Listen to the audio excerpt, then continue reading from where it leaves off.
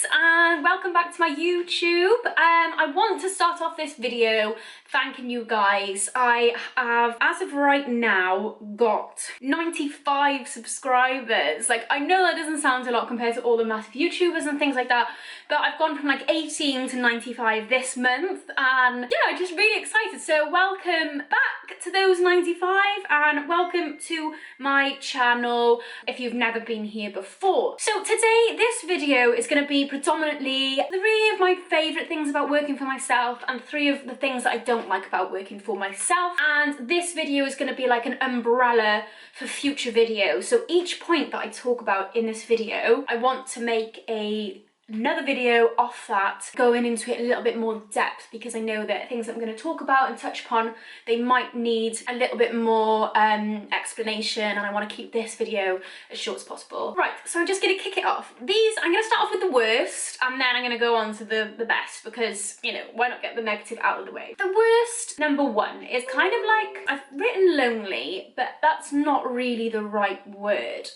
I think what I mean by that is I'm on my own, because I think back to some of my jobs and I felt more lonely surrounded by people in a job than I have at home on my own. I know that sounds a bit sad, but in some of my jobs, like, I've had to suppress my personality to someone who I wasn't, and I didn't even know how to engage as this other person. I don't feel lonely as in I want people around me. It's lonely in terms of if I've got a business question or if I need some help on something, then there's nobody to help. So it's kind of like you're on your own. It comes on to my my positives as well, because it can be a positive and a negative. But looking at the negative side of things is I'm on my own. When I feel like I'm stuck in a rut, I am on my own, and that's that. There's nothing I can do about it. So that's number 1, is the fact that you're on your own. So, oh God. The second one is self-assessment and a tax return. So when you're employed, you are on the payroll, and it's called pay as you earn. So as you earn money every month, you're paying into tax and national insurance and into your pension scheme as well. Now, when you're self-employed, none of that exists. You've got to do it all yourself at the tax year end. So this tax year, every tax year, sorry, ends, I think it's the 4th of April. Might be the 5th, or it starts on the 5th. 4th or 5th of April anyway, it ends, and you need to submit a self-assessment to HMRC, and it requires keeping all your receipts and heavy admin and numbers.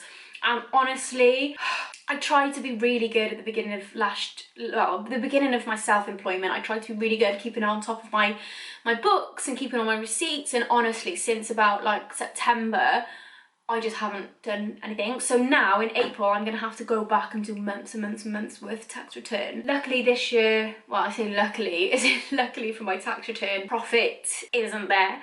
So because I've spent so much on acquiring stock and advertising, that I probably, like, there isn't any profit left over. So my self-assessment won't be that difficult, but I still need to keep all the documents. So if I ever was investigated, I need to keep 6 years worth of stuff, 6 years of accounts backed up from the date that you start. You need previous 6 years. So that's my second, well, to be honest, that's like the worst one for me. So I need to get an accountant. I don't even know what I'm going to ask them. I'm going to be like, excuse me, I know I've got to do this thing, but I don't really know what, so can you do it for me? Because I cannot do maths. Like, I really cannot do math. Never liked it. I still don't like it. Oh, I'm just dreaded it. And then the third point I've got is as the worst things about self. When I say worst, the negative side of self-employment is an unsteady income. So, like I said, you're on a payroll if you're employed, so you know unless you get made redundant, which is quite rare, if you know you're in a good job, and every single month you are gonna get paid. You know, it's there. You can plan ahead, you can go, right, okay, well, I can save £500 a month and afford this car in December, blah, blah, blah, blah. But when you're self-employed, who knows? Who knows what's going to happen? So this month's January, and well, to be honest, my sales haven't been too bad in January, but I don't know if that's because I've made my marketing better. So if the marketing was this good in December, I probably would have made more. If I'm on target, I'm going to make more in January than I did in December. But it's all lessons learned. But anyway, that is one of the negatives, is that you get an unsteady income. Again, this can be a positive, which I'll talk about later. And you know, if I do some talking on about Instagram or TikTok and stuff like that, then you know that could be good money that one month, but you know I might not get that the next month. So it's just unsteady. You never know. You've got to live in the unknown basically with your pay, and that's the same for holiday pay.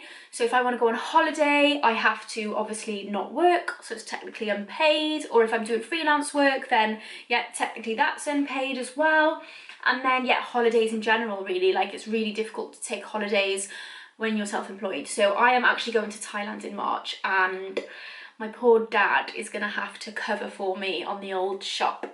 So to be fair to him, he has said he would, so sorry. So yeah, so that's the type of thing that you've got to do. You can't just ask one of your colleagues to step in. You don't have any colleagues, so you've got to get like people who love you to sort of help and chip in and things like that. So they're my 3 most negative points about self-employment, and that is the self-assessment tax return, you're on your own in this world, and the unsteady income and holiday pay and holidays. Now let's flip this over. Let's talk about the positives. And honestly, it's a bit bizarre because everything that I discussed feeds into positives. It's like, yes, positive, but also it's massive, massive negative, positive, you know, whatever.